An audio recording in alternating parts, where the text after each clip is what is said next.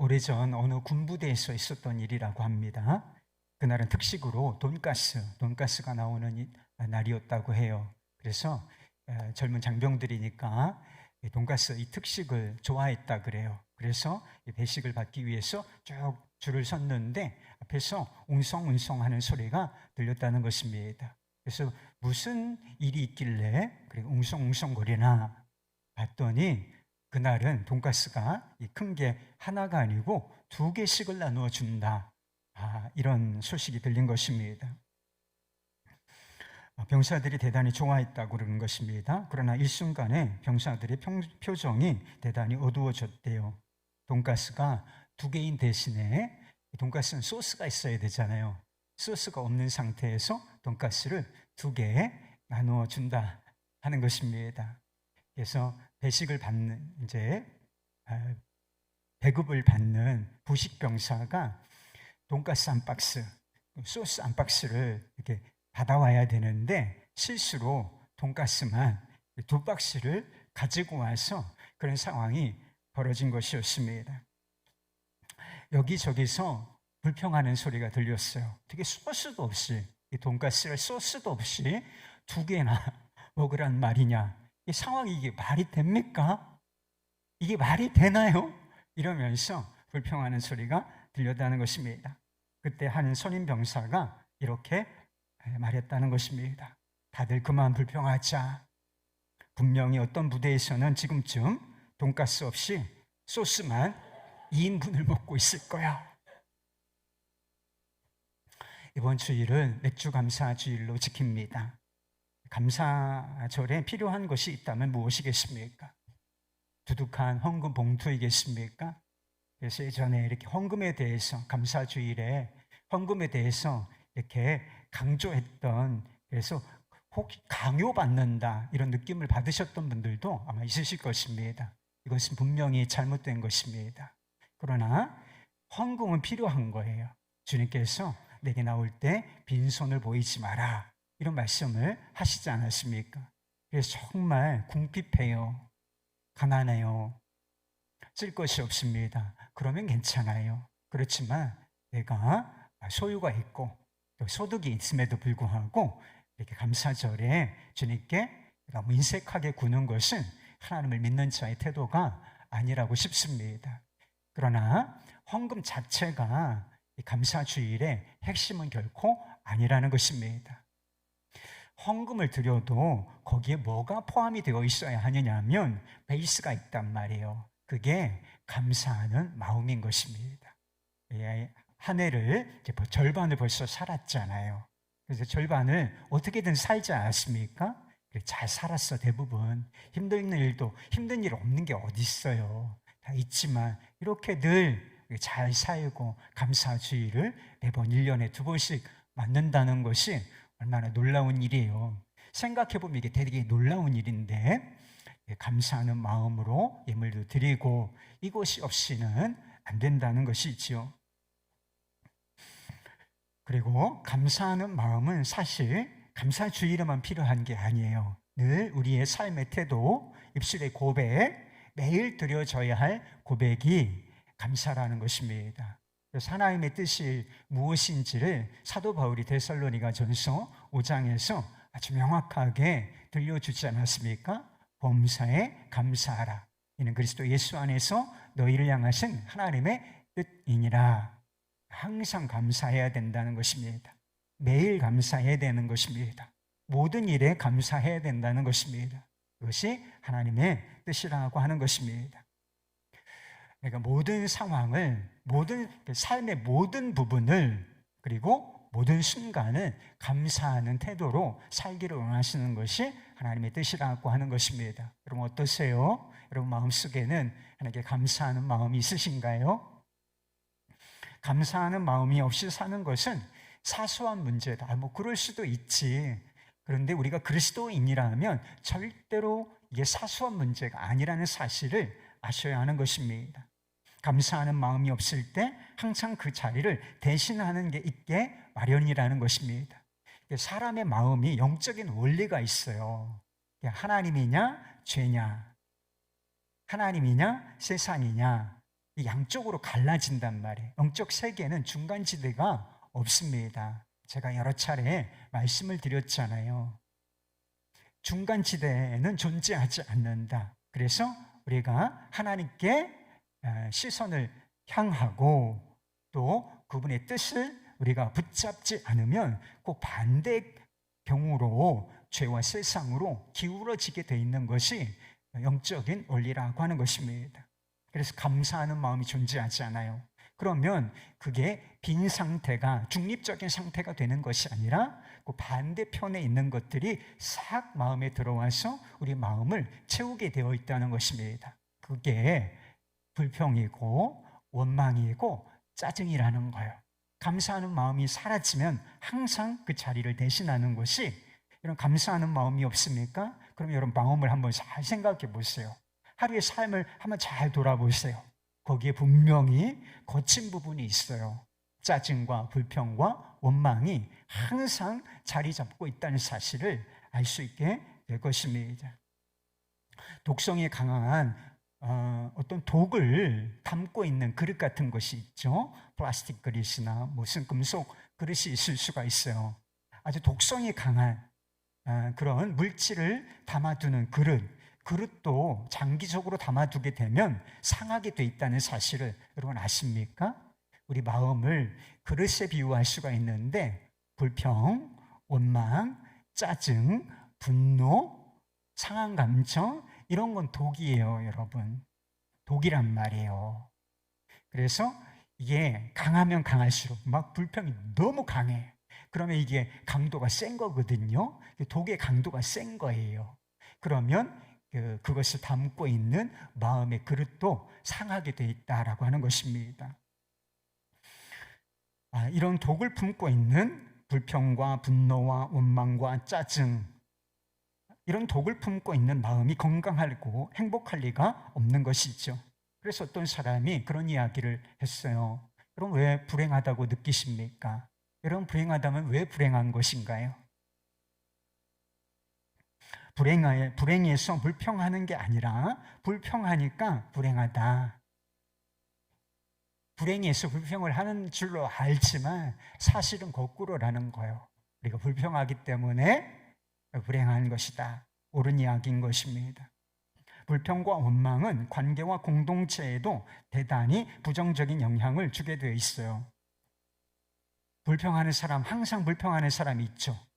주변에 보면 항상 부정적이고 또 불평하는 사람들이 있어요. 그러면 그런 사람 주변에 있는 것 자체가 에너지가 쭉쭉 빨린단 말이에요. 대단히 고통스러워. 그래서 그 사람 주변에는 사람이 없고 관계가 다 이렇게 틀어지고 망가지게 되어 있다라고 하는 것입니다. 그래서 존 고든이라는 사람이 이 불평이라고 하는 것, 원망이라고 하는 것을 뱀파이어, 흡혈귀에 비유한 적이 있습니다. 뱀파이어가 피를 빨아먹듯이 관계 그리고 공동체의 에너지를 쭉쭉 나쁜 방향으로 빨아들인다라고 하는 것입니다. 그래서 대단히 무기력하게 만든다는 것입니다. 그런데 이 에너지 뱀파이어가 어떤 사람인가? 늘 부정적이고 불평을 늘어놓는 사람이라는 거예요. 그래서 우리가 이런 사람 다 품어줘야 하지만 이 책에서는 이런 사람으로부터 도망치라 그래요. 이 삶이 대단히 부정적이 되고 나 자체도 그렇게 부정적인 흐름에 쑥 빨려 들어갈 수가 있기 때문에 내버려 두면 관계가 망가지고 삶이 망가지고 공동체가 무너지는 일이 있기 때문에 내버려 두지 마요. 도망치라. 이런 이야기도 하기도 했습니다. 이스라엘 공동체에도 불평 바이러스, 에너지 뱀파이어가 있었습니다. 10명의 정탐꾼들이었습니다. 그들은 가나안 땅을 정탐한 후에 돌아와서 지극히 부정적인 보고를 내놓았습니다. 우리가 너무나 잘 아는 자주 언급되는 사건이지 않습니까? 그 땅의 성읍들은 견고하고 그 땅의 주민들은 너무나 강합니다. 우리가 그 땅에서 아낙 자손이라는 사람들을 보았는데 이 사람들은 너무나 장대한 사람이어서 우리 스스로 보기에도 우리는 메뚜기와 같습니다. 우리는 그 땅을 결코 차지할 수 없습니다. 이런 식의 보고를 내놓았다는 것입니다. 이런 부정적인 보고 때문에 이스라엘 백성들이 아주 무기력한 상태에 빠지고 말아요. 원망과 불평에는 강한 전염성이 있어서 온 이스라엘 백성이 하나님을 향하여 원망과 불평을 쏟아낸다는 것입니다. 민수기 14장 2절 앞부분에 나오는 말씀이에요. 이스라엘 자손이 다 모세와 아론을 원망하며 온 회중이 그들에게 이르되 우리가 애굽 땅에서 죽었거나 이 광야에서 죽었으면 좋았을 것을. 하나님께서 이스라엘 백성들의 원망과 불평을 대단히 중대한 죄로 보셨어요. 그리고 이들에게 심판을 선포하셨는데 광야에서 다 죽었으면 좋겠다고, 좋았을 것을 이라고 말했느냐? 내 귀에 들린 대로 내가 너희들에게 행하여 주겠다, 이렇게 말씀하시면서 선포하셨는데, 심판을 선포하셨는데 20세 이상이 된 성인들은 하나님께서 젖과 꿀이 흐르는 땅, 축복의 땅을 약속하셨는데 너희들은 들어갈 수 없을 것이고 다 죽게 될 것이다, 이렇게 얘기했어요. 그리고 뿐만 아니라 가나안 땅을 정탐한 날수가 40일이에요. 40일인데 그래서 하루를 1년치씩 1년으로 계산을 해서 40년 동안 이 광야에서 유리하고 방황하는 일을, 이 교통을 걷게 될 것이다, 이렇게 말씀하셨다라고 하는 것입니다. 원망과 불평이 얼마나 무서운 결과를 낳았는지를 모른다라고 하는 것입니다. 하나님께서 원망과 이 불평의 죄를 얼마나 심각하게 생각하셨는지를 단적으로 볼 수가, 가벼운 문제가 절대로 아니라는 점을 이 성경 말씀이 보여주고 있다라고 하는 것입니다.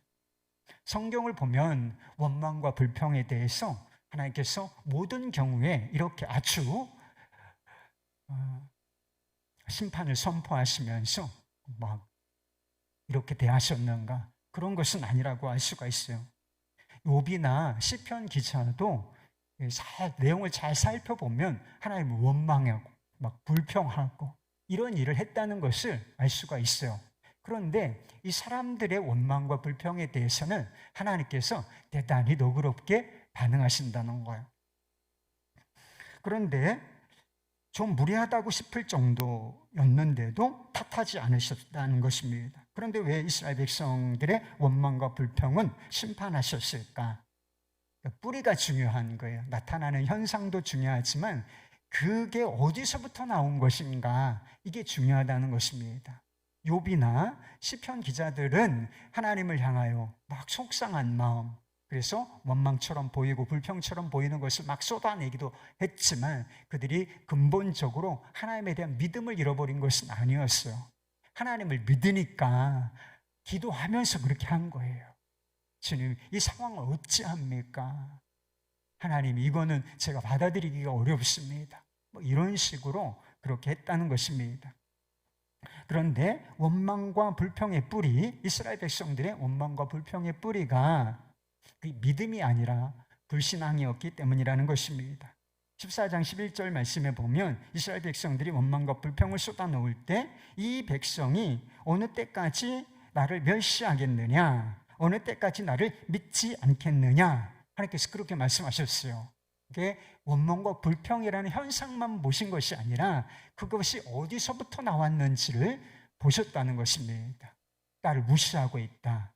너희들이 어느 때까지, 내가 애굽에서부터 막 은혜를 쏟아 부어주신 것이죠. 그리고 10가지 재앙을 보여주시고, 그리고 이스라엘 백성들만 온전히 보호하시고, 그리고 그 바로의 손에서 위대한 구원을 이루시고 홍해도 갈라주시고, 이렇게 다 주님께서 전적으로 모든 일을, 구원의 은혜를 베풀어 주셨는데 너희들이 지금 조금 어렵다고, 난관을 만난 것 같다고 이렇게 원망하고 불평할 수 있다는 것이냐? 그러시면서 나를 믿지 않는다, 이렇게 평가하셨다라고 하는 것입니다. 여러분, 믿음은 보이지 않는 거예요. 여러분, 믿음이 보입니까? 믿음은 눈에 보이는 것은 아니에요. 우리 마음속에 있는 것이기 때문에 눈에 보이지는 않습니다. 그러나 보이는 거예요. 믿음이 삶으로 드러나게 돼 있다는 것입니다. 언어로 드러나게 돼 있고, 그리고 행동으로서 반드시 여러분 진짜 하나님을 믿는다라고 하는 것은 여러분의 입술의 고백으로만, 입술의 고백도 중요한 것이지만 그것만으로 평가되는 건 아니에요. 우리가 정말 하나님을 믿느냐, 우리의 삶이 보여준다는 것입니다. 특별히 우리의 말이 보여준다라고 하는 것입니다. 이스라엘 백성들이 왜 우리를 이곳까지 끌고 와서 이 고생을 시키느냐, 차라리 광야에서 죽는 것이 낫겠다, 애굽으로 돌아가자, 이런 원망과 불평을 늘어놓게 된 이유가 무엇입니까? 하나님을 믿지 않았기 때문이라는 것입니다. 다른 말로 하면 똑같은 상황이었지만 이들 안에 하나님에 대한 믿음이 있었더라면 이런 똑같은 상황 속에서도 다르게 반응했을 것이 분명하다, 이렇게 말씀하고 계시는 것이죠. 여러분, 여호수아와 갈렙의 경우를 한번 생각해 보십시오. 10명의 정탐꾼과 다른 것을 보고 온 것이 아니었어요. 똑같은 것을 보고 왔습니다. 그 땅의 성읍들, 이게 견고하다는 것을 못 봤느냐.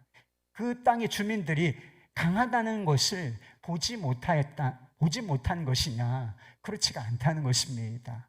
다 똑같은 것을 봤어요. 안악자성을 못 봤느냐? 아니에요, 다 봤어요. 그런데 이 10명의 정탐꾼들과는 완전히 다른 보고를 한다는 것이죠.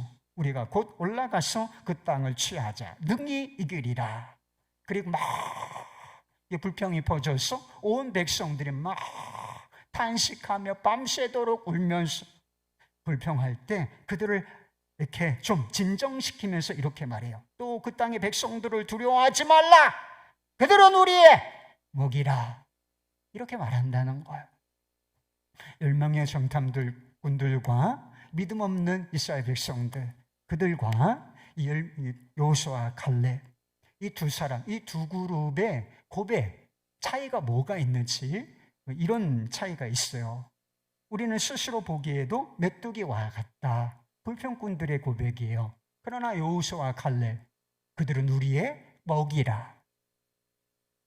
그 땅의 거주민들은 강하고 그 성읍은 견고하다. 이게 불평꾼들의 이야기입니다. 그런 믿음을 가진 사람들, 그 땅의 백성들을 두려워하지 말라. 애굽으로 돌아가자. 차라리 애굽으로 돌아가자. 올라가서 그 땅을 취하자. 하나님께서 그 땅을 우리 손에 허락하실 것이다. 도대체 뭐가 이런 차이를 만들어낸 것이겠습니까? 그것은 하나님에 대한 믿음이 있느냐 없느냐의 차이였다는 것입니다. 이런 세상에서도 긍정적으로 생각하라 그래요. 그리고 긍정적으로 말하라, 이렇게 말합니다. 근데 문제는 그런 이야기를 들어도 긍정의 힘, 말을 잘해야 된다, 이런 이야기는 세상에도 있는 이야기예요. 속담에도 다 있어요. 그러나 이게 안 되는 이유가 뭐예요? 안 되는 이유가 뭐냐? 그럴 힘이 없다는 거예요. 그런 이야기를 듣지만 그것을 살아낼 수 있는 강력한 힘이 존재해야 되는데 그게 바로 믿음이라는 거예요.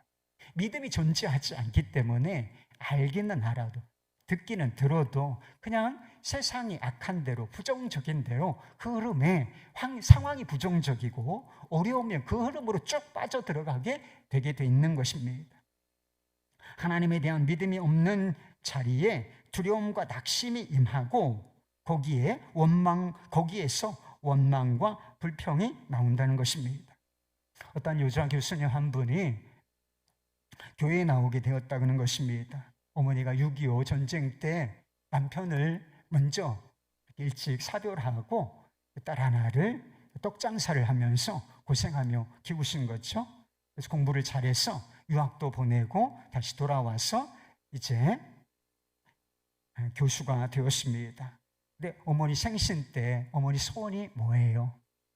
어머니가 고생하시고 자기도 잘 되고 그러시니까 어머니, 고생하신 어머니 무슨 소원 하나 들어드리면 좋겠다, 이런 생각에서 어머니 소원이 뭐예요? 라고 물었다는 것입니다. 그래서 어머니가 기다렸다는 듯이 내가 교회 다니면 소원이 없겠다. 그래요 어머니, 제가 이번 주부터 어머니와 함께 교회 나가겠습니다. 이러고서 실제로 교회에 나가기 시작했다는 것입니다. 그런데 교회를 다녀보니까 이게 교회가 말도 많고 탈도 많은 곳이었대요. 한 번은 교인들이 막 이렇게 싸우는 거, 이런 것을, 여러분 서로 싸우잖아요. 새 가족이 그것을 보지 않습니까? 여러분 새 가족을 쫓아내는 것 같다는 사실을 잊으시면 안 돼요. 싸우지 맙시다, 여러분. 그리고 싸우는 사람이 있어? 회개해야 돼요, 여러분. 우리 사이에 문제만 있는 게 아니라 어떤 사람을 이 교회 공동체 밖으로, 복음 밖으로 밀어내는 이 악한 일이에요, 여러분. 결코 좌시할 수 없는 일이다 하는 것이죠. 그래서 이 교수님이 내가 이런 인간들이 모여서 교회를 다니는 거구나, 교회가 이런 곳이구나, 이리 생각해서 내가 두 번 다시는 교회에 나가지 않으리라, 이렇게 결심을 해버렸대. 그래서 어머니가 보기에 뭔가 이 딸에게 불편한 일이 있구나라고 생각해서 무슨 일이 있냐 이게 물었더니, 교회에서 내가 싸우는 모습을 보았고 이런 사람들이 모여서 교회를 이루고 있다면 제가 교회를 다닐 필요가 뭐가 있겠습니까? 어머니, 제가 두 번 다시는 교회 나가지 않기로 결정했어요. 이렇게 말씀을 드렸대요. 그런데 어머니가 잠시 눈을 지그시 감으시더니 이렇게 말씀하시더라는 것입니다. 나는 이날 평생 교회를 다녔어도 하나님 한 분 좋아서 다녔기 때문에 사람들이 불평하는 소리를 하나도 듣지 못했는데 어느 어쩌다가 그렇게 교회에 나와서 불평하는 소리만 들었냐. 어머니의 말씀에 이 교수님이 아주 충격을 받았다는 것입니다. 자신은 박사예요. 교수라는 직함도 있습니다. 그런데 어머니는 그렇게 배움도 길지 않은 분, 그런 분이셨습니다. 그런데 어머니의 말씀을 들으니까 자기가 박사요, 교수요, 이런 직함을 가지고 있는 자기가 얼마나 속이 좁은 사람인지 깨달아지더래요. 초등학교도 나오지 못한 어머니의 마음이 어떻게 이렇게 넓고 깊은가. 그렇다, 우리 어머님이 수십 년 교회 다닌 것이 헛것이 아니었구나. 그 넓은 마음, 그 깊은 생각, 아버지 전사하시고 수십 년 갑으로 나를 길러주시면서 한 번도 불평하지 않고 하나님께 감사하셨던 것이 하나님을 바라보셨기 때문이구나. 그래서 자기가 불평하고, 그리고 그것 때문에 마음이 좁아져서 교회를 다시는 나가지 않겠다고, 이게 얼마나 어리석은 태도인지를 깨닫고 눈물로 회개하였다는 이야기가 있어요. 그럼 우리가 보는 거, 여러분 세상에서 도대체 뭘 보십니까? 우리가 듣는 거, 여러분 세상에서 도대체 무슨 이야기를 들으시나요? 뭘 보고 무엇을 듣는가? 이것은 무엇과 관련되어 있느냐? 똑같은 걸 보잖아요. 그런데 말도 다르고 삶도 다르다는 거예요. 이게 무엇이 이것을 결정하느냐? 그냥 보고 듣는 거, 그게 우리의 삶을 결정하는 게 아니에요, 여러분. 주어진 상황 자체가 우리의 삶을 결정하는 게 절대로 아니라는 거예요. 우리의 삶을 결정하는 건 뭐예요? 똑같은 것을 보아도 다르게 보고, 다르게 듣고, 다르게 말하고, 다르게 반응하도록 만드는 거! 그게 뭐겠어요, 여러분? 믿음이라니까요. 믿음이 있는 사람과 없는 사람은 그렇게 듣고 보고 말하고 행동하는 게 다르게 돼 있다니까. 하나님이 계시다, 이거 하나가 하나님이 상황을 통제하신다, 하나님이 나와 함께 하신다, 이게 믿음이 된 사람은 그런 믿음이 없는 사람과 똑같은 것을 보고 상황을 만나고 해도 반응은 전혀 다르게 되어 있다라고 하는 것입니다. 우리도 이스라엘 백성들처럼 의식하지 못한 채 하나님을 무시하고 사는 경우가 얼마나 많은지 모른다는 것입니다. 죽고 싶다, 죽겠다, 못 살겠다 해봤죠, 이번 주에도 한 거 아니에요? 못 살겠네, 정말 짜증나, 죽겠네, 끝났어, 아무도 날 사랑하지 않는다, 아무도 도와주는 이가 없다, 아무 희망이 없다. 우리가 자살 방지를 위해서도 기도했지만 사람이 왜 죽는 거예요 도대체? 돈 없어서 죽는 거 아니라 그랬잖아요. 상황 자체가 어려워서 죽는 거 아니라 그랬잖아요. 그래서 죽는 거면 돈 없어서 죽고 상황이 어려워서 죽으면 다 죽었다. 그것 때문에 죽는 게 아니에요. 아무 희망이 없어서 그렇게 생각하고 그렇게 말하기 때문에 결국은 그것이 행동으로, 믿음이 행동으로 옮겨지는 거라니까요. 희망이 없다고 믿는 거야. 끝났다고 생각하는 거야. 그러니까 이게 이제 행동으로 옮겨지는 것입니다. 이 문제가 무엇이냐? 이런 말들이 가진 문제가 도대체 무엇이냐? 여러분 문제를 모르시겠어요? 이런 말들이 가지고 있는 문제 대단히 심각한 거예요. 이게 무슨 문제를 가지고 있느냐? 하나님을 무시하는 거라니까요. 하나님을 안 믿는 불신에서 나오는 말들이기 때문에 이게 대단히 무서운 말이고 우리의 삶에 대단히 부정적인 영향을 미치게 되어 있는 것입니다. 여러분 생각해 보세요. 살아계신 하나님을 정말 믿는다면 왜 아무도 도와주는 이가 없어요? 왜 아무 희망이 없어요? 왜 희망이 없어요, 여러분에게? 아니, 지금 뭐 빚을 지고 있습니까? 어디가 아파요? 그래도 나한테 희망이 없다. 아니요, 하나님이 살아계시면 여러분은 희망이 있는 거야. 믿으십니까? 어떤 상황 속에서도 우리에게는 희망이 있다. 이게 진리예요, 여러분. 그런데 이게 영적 진리인데 하나님이 살아계시면 못하실 일이 뭐가 있어요? 당신이 사랑하시는 우리 자녀, 우리의 도움을 거절하실 이유가 뭐가 있습니까? 하나님, 우리의 뜻대로 다 되는 건 아니지만 하나님께서 우리를 돌봐주실 것이 분명해요. 여러분 십자가 보시면 모르십니까? 우리를 위해서는 무슨 일도 다 하실 수 있는 분이야. 물불을 안 가리고 무슨 일이든지 다 하실 수 있는 분. 그렇게 우리를 사랑하시는 분.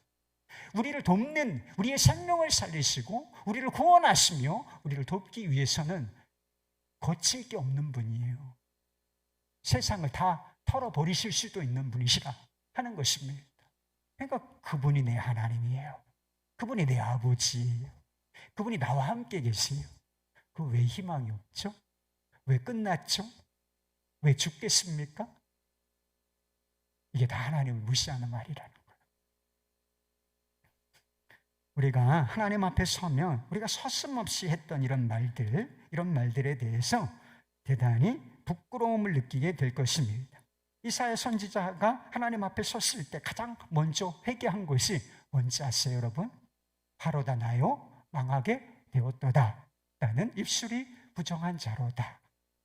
선지자의 사명을 감당해야 했기 때문에 자기가 그 사명 받기 전에 함부로 말했던 거, 이것을 특별히 정결케 하실 이유가 있었기 때문에 그렇게 깨닫게 하셨는지도 몰라요. 그래서 숯불로 입술을 정결하게 하신 이후에 선지자, 하나님의 말씀을 선포하는 사명을 감당하는 자가 됐죠. 그런데 여러분, 우리의 입술이 정결케 될 필요가 없어요? 수도 없이 하나님 부인하고 수도 없이 하나님 무시하고 원망과 불평이 다 그런 거라니까요, 여러분. 하나님 안 계신 것처럼 말하고 하나님 돌아가셨어요, 여러분. 제자훈련을 수료할 때 많은 분들이 공통적으로 고백하는 내용이 있다는 것을 제가 제자훈련을 오래 섬기면서 알았어요. 이게 우리의 공통 고질적인 문제구나, 정말. 그런데 이 문제가 드러나는구나. 주님 바라보면서 이것이 드러나는구나 라고 하는 사실을 깨닫게 된 적이 있어요. 이게 뭐냐면 다른 사람 판단하고 정죄한 거, 믿음 없이 말한 거, 이게 입술이 부정한 거예요. 입술이 부정한 것이 이 제자훈련하고 주님 바라보니까 이게 깨달아지는 거예요. 한 집사님이 이런 고백을 하셨어요. 이번 훈련을 통해서 무엇보다 귀한 것은 그동안 나의 삶은 아무 자격도 없는 내가 나 이외의 사람들에게 정죄와 판단을 서슴지 않고 해온 사실이 너무나 부끄럽게 느껴졌습니다. 그 잘못과 더불어 입술의 중요성을 간과하지 않을 수 없었습니다. 언제나 제 입술은 실수를 많이 해서 항상 자물쇠로 채우고 싶었지만 그럴 수 없어서 부득이 기도로 간구할 수밖에 없습니다. 이번 제자훈련 기간을 통해서 전보다 더 조심하게 되었고 마음에 계신 성령님께서 저희 입술을 통제하여 주시는 것 같았습니다. 여러분, 언어 생활에서도 믿음은 주님을 바라보는 것과 깊은 관계가 있어요. 하나님이 살아계시고 나와 함께 계시며 내 안에 계시다. 이것을 내가 의식하고 바라보고 그렇게 실제로 행동하는 것, 이것과 깊은 관련이 있어요. 언어 생활에서도 주님을 바라보는 훈련이 필요하다는 것입니다. 그냥 생각나는 대로 말하지 않고 감정과 기분대로 말하잖아요. 거기는 믿음이 없는 거예요. 생각나는 대로 그냥 막 입이 열렸잖아. 그래서 부정적으로 말하면 입이 막 터졌다고 입이 열렸다고 함부로 말해서는 안 되는 거예요. 이게 우리 입술에 이게 죄성이 있기 때문에 마음에 죄성이 있는 것인데 이게 마음하고 가장 가까운 신체 기관이 목구멍, 입이란 말이에요. 그 죄가 가장 많이 드러나는 곳이에요, 이것이. 그래서 그러니까 주님을 바라보고 그리고 이것을 해도 되는 말인가? 이게 꼭 필요한 말인가? 이런 점검이 필요하다는 거예요. 이게 다스림을 받는 거예요. 성령의 다스림을 받는다라고 말하는 것입니다. 20절, 7절 말씀에 보면 이스라엘 자손이 원망하는 말을 하나님께서 들으셨다라고 했습니다. 자, 우리가 지금 하고 있는 말, 서로를 향해서 3, 4, 5 모여가지고 2사람, 3사람 또는 그 이상의 사람들이 모여가지고 이야기하는 거, 이 말씀에 의하면 하나님께서 다 어떻게 하고 계신 거예요? 혼잣말 하는 거, 재수 없네 저 인간. 이런 말 누가 다 들으시는 거예요? 사람은 못 들을 수 있지만 하나님께서는 들으신다. 그렇게 말씀하고 있는 것이죠. 그래서 내가 하는 말 주님께서 다 들으신다. 여러분 그렇게 생각해 보신 적이 있어요? 내가 하는 말을, 지금 하는 말을 하나님께서 다 듣고 계시고 그걸 평가하고 계시다. 이런 생각을 해보셨냐는 거예요. 우리가 정말 이것이 우리의 믿음이 되면 하나님 살아계시고 인격적인 분이시고 감정을 가지고 계신 분이시고 그리고 우리의 삶을 지도하기를 원하시는데 우리가 하는 말을 주님께서 다 듣고 계신다 라고 하는 사실이 정말 우리의 믿음이 되면 말 함부로 할 수 없어요, 여러분. 우리의 말도 주님의 통치를 받아 정말 가장 주요하게 통치를 받아야 한다. 복음이 임해야 할 장소, 나는 죽고 예수로 살아야 할 이 장소, 이게 바로 입술이라는 거예요. 언어라고 하는 것입니다. 만약 우리가 말하는 것을 하나님께서 들으시고 그대로 행하신다면 여러분은 무슨 말 하시겠어요? 아마 부정적이고 악한 말 할 사람 없을지도 모릅니다. 희망이 없다, 끝이다, 죽겠다, 죽여버리겠다, 이런 말 거침없이 할 수 있는 사람 없을걸요? 제가 언젠가 방송인 이성미 씨의 이야기를 드렸던 적이 있어요. 이 집사님이 아들과의 관계가 굉장히 어려웠다고 했습니다. 그래서 방황한 이유가 있었어. 이 아들이 막 방황을 하고 있는데 부모로서 마음이 안타깝잖아요. 그래서 신앙이 있고 새벽 기도를 하셨던 모양이에요. 새벽 기도에 가가지고 뭐 위해서 기도하겠어요. 하나님 나라를 위해서도 기도하지만 가정에 그런 문제가 있으니까 아들 위해서 아들의 마음을 변화시켜 주시고 삶을 변화시켜 주시도록 그렇게 기도하지 않았겠어요. 그런데 새벽 기도 끝나고 집에 와서 아들의 모습을 보면 복장이 터지는 거라. 여전히 그 모습이었어요. 하나님 안 바뀌었어요. 한심한 새끼, 저거 뭐가 되려고 하는 거죠? 아들을 향해 말했습니다. 에이 날쌘 놈, 날쌘다 이 미친놈, 이렇게 말하고 뒤돌아서는데 어느 날 하나님의 음성이 들렸다는 거예요. 네 아들 네가 말한 대로 내가 만들어 줄까? 하나님의 말씀에 두려움을 느꼈다는 거예요. 아들을 위해서 새벽에서는 그렇게 위해서 기도해 놓고 변하지 않는 아들의 모습을 보고 막 저주와 욕설을 퍼부어대는데 만약 내가 한 말대로 아들이 되어줬다면 지금 피를 흘리고 길거리에서 우리 아들이 죽었어도 몇 번은 죽었다, 이렇게 생각하니까 막 서늘한 느낌이 오더라는 것입니다. 그래서 결심하고 또 결심했다는 것입니다. 이제 다시는 제가 부정적인 말, 욕하지 않겠습니다. 그 이후로 진짜 지켜내기가 참 어려웠지만 결심한 대로 믿음으로 입술을 막았다는 것입니다.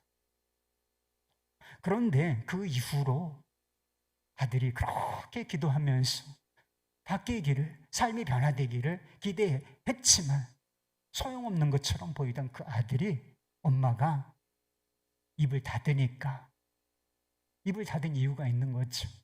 하나님이 정말 믿어졌던 거예요. 그러니까 엄마가 달라지니까 이 아들이 변하기 시작하고 공부도 하고 지금 아마 신학교 졸업하고 목회를 하고 있지 않나 싶습니다. 그리고 오늘 본문 말씀 뒤에 33절 말씀에 보면 이 어른들과 원망과 또 불평 때문에 자손들이 고통의 짐을 지게 되는 것을 보게 됩니다. 원망하고 불평하고 누구예요? 다 부모 세대란 말이에요. 근데 광야 40년 생활을 누구도 해야 돼. 그 자녀들도 다 생고생시키는 고통을 대물림 하는 것입니다. 여러분, 이게 문제예요. 원망과 불평, 믿음 없는 말, 서로 찌르고 상처내고 하나님 없이 하나님 무시하고 막 퍼부어대는 이런 말들이 내 마음을 불행하게 하고 관계를 깨뜨리며 공동체를 무너뜨릴 뿐만 아니라 이게 대물림 될 수가 있다는 거예요. 자녀들에게도 고통을 안겨줄 수 있다. 이게 얼마나 무서운 사실입니까? 우리 자녀들에게 좋은 거, 선물을 줘야 되잖아요. 신앙을 대물림해야 되는데 고통을 대물림할 수 있다. 얼마나 무서운 말인지 우리가 생각해 볼 필요가 있다는 것입니다. 연동교회를 섬기셨던 이성희 목사님이라는 분이 계신데, 이 목사님이 어느 때쯤에 성대 결절을 알았대요. 그래서 수술을 했는데 일정 기간 말을 하실 수 없는 그런 상황에 놓이게 되었다 하는 것입니다. 그래서 2달 동안 말을 하지 못하는 상황 속에서 많은 것을 깨달았노라, 이렇게 말씀하셨어요. 찬양을 부르지 못해요. 목사님 설교를 못하는 것은 물론이고 예배 때 찬양을 하고 싶은데 목소리를 못 쓰는 거야. 목소리가 안 나와. 그래서 찬양을 부르지 못하는 것이 너무나 답답했는데 한순간 그런 생각이 들더라는 거예요. 가사를 부를 때에는 그냥 가사를 부르는 정도로 이렇게 흘러갔는데 이게 말을 못하니까 찬양의 가사의 의미가 더 깊게 다가온다, 그런 걸 느꼈다는 것입니다. 말을 하지 못하니까 종종 답답한 일을 겪었대요. 누가 불쾌한 말을 해도 대꾸할 수가 없고 상황을 모른 채 하는 말을 해도 자세히 설명할 수도 없었다는 것입니다. 그런데 시간이 지나면서 모든 게 다 해결됐다는 것입니다. 말로 다 해결하시려고 그래요? 오히려 오해가 생겨, 말을 너무 많이 하면. 그래서 답답해서 이 오해를 풀어주고 싶은데 말을 못해서 시간이 흘러가는데 이상하다. 시간이 가니까 오해도 풀어지고 문제가 다 해결되는 것을 경험했노라. 그래서 이게 침묵의 은총이라는 게 있는 거구나 라고 해서 침묵의 은총이라는 책까지 쓰신 일이 있습니다. 여러분, 우리가 불필요한 말을 얼마나 많이 하나요? 하루에 우리가 꼭 불필요한, 필요가 있는 말, 영양가가 있고 그런 말만 하고 사는 건 아니죠. 소소하고 이런 말도 얼마든지 가치가 있어요. 근데 따져보면 정말 안 해도 되는 말 너무나 많이 하지 않습니까?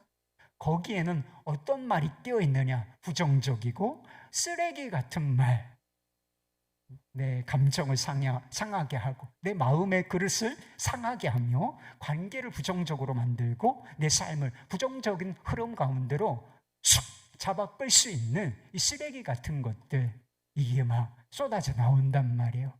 본래 그렇게 돼 있다니까, 막지 않으면. 그런데 이런 것을 막 쏟아놓는 상황이라면 차라리 여러분 입을 닫는 게 좀 낫지 않겠습니까?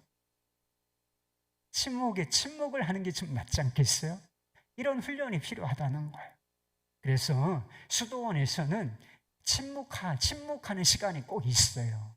필요한 말만 해. 필요한 말만 해. 말을 많이 하지 않고 필요한 말만 하고 침묵하는 훈련을 꼭 한다는 것입니다. 침묵 자체가 소중해서가 아니라 침묵을 통해서 얻는 유익이 있기 때문에요.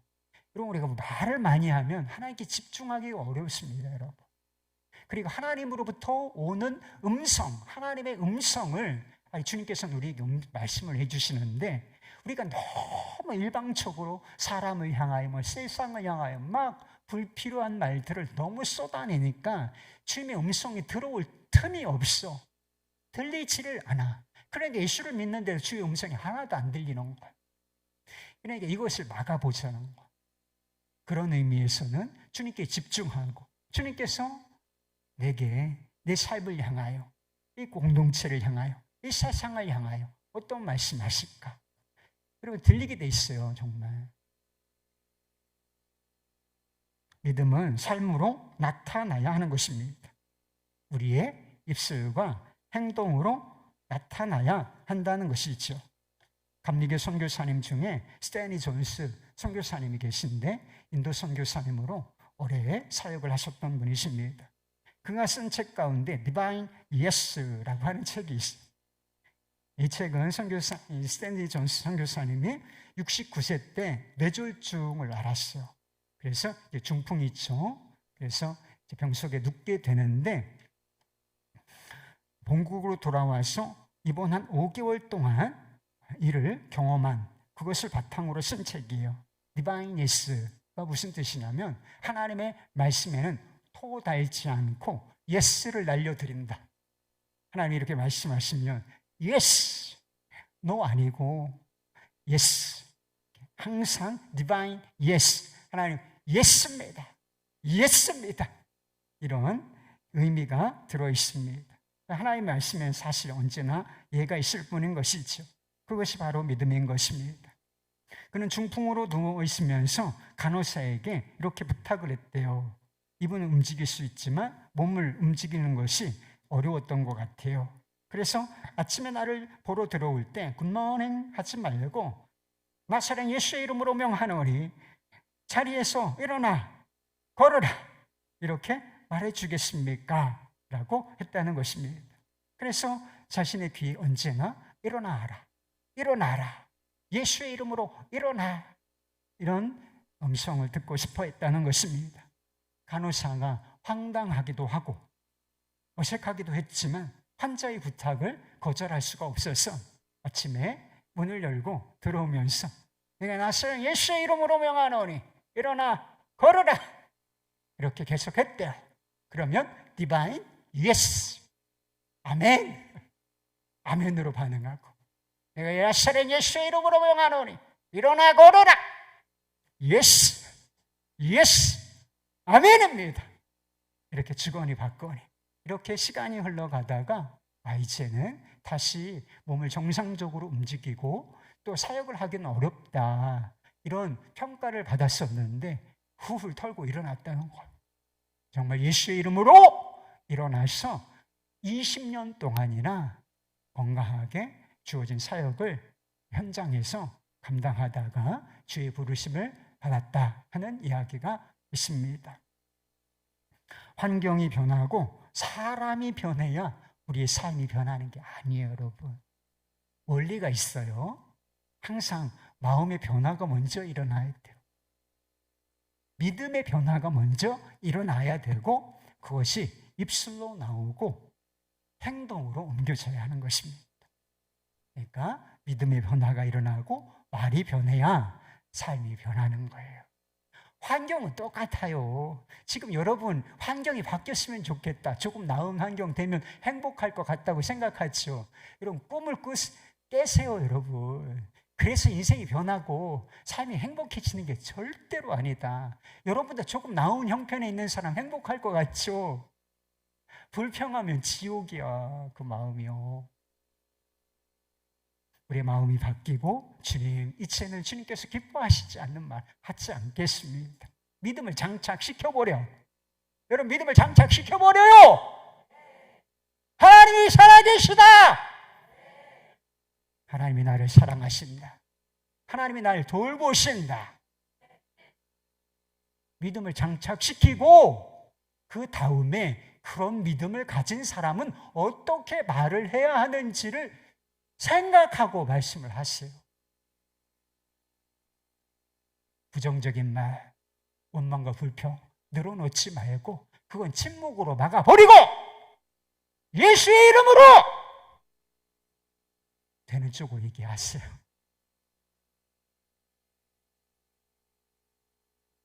열 명이야 그와 부하 내동한 이스라엘 백성들이냐? 여호수아와 갈렙, 모세와 같이 말할 것이냐? 여러분의 인생이 이거 갈라진 지점이 바로 입술인 것을 기억하시고 하나님 기뻐하시는 감사의 고백, 믿음의 고백 하실 수 있기를 예수 이름으로 축원합니다.